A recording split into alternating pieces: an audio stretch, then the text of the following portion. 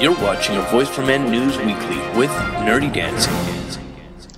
Hello, this is Nurdydancing with AVfM Site News, a new weekly program to keep you up to date on the activism and other events here on A Voice for Men. In our first story, AVfM continues to get attention from mainstream media with a spate of new articles about the postering campaign in Vancouver, British Columbia. The so-called journalists covering the events have mainly focused on the fact that the posters have been torn down and largely side with the vandals.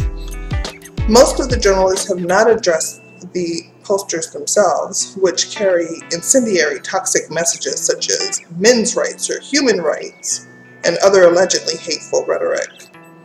For instance, some of the posters carry the message that male victims of domestic violence and their children should get help.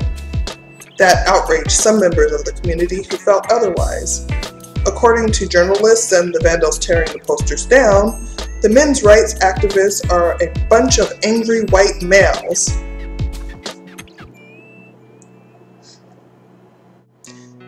Meanwhile, a Vancouver group identifying themselves as the Feministazi, who are also associated with an online forum, Atheism Plus, and are known to carry weapons, continue to gather in groups on the streets of Vancouver to deface the posters. No angry white guys there. And as a side note to this story, not only are the journalists siding with the individuals tearing down the posters, they actually are the persons tearing down the posters. The journalist, Bedry, with openfile.ca, wrote an article about the men's activists putting the posters up, tying them in with mass murderers and terrorist groups.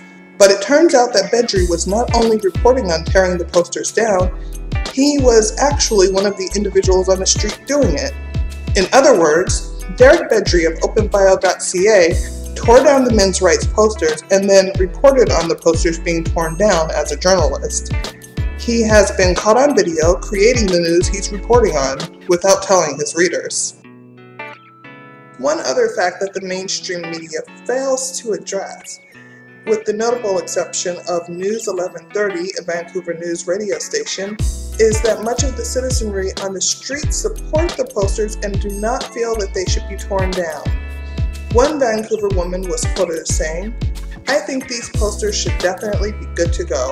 I mean, anyone who's against violence, against men or women, I'm all behind that."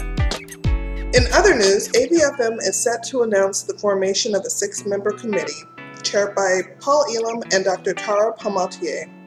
The committee will be dedicated to exposing corruption in the family law and criminal justice system on a case-by-case basis, and was inspired by the recent headway made in the cases of Vladek Filler and Gordon Smith, 2 men who were falsely accused and prosecuted in 2 separate cases.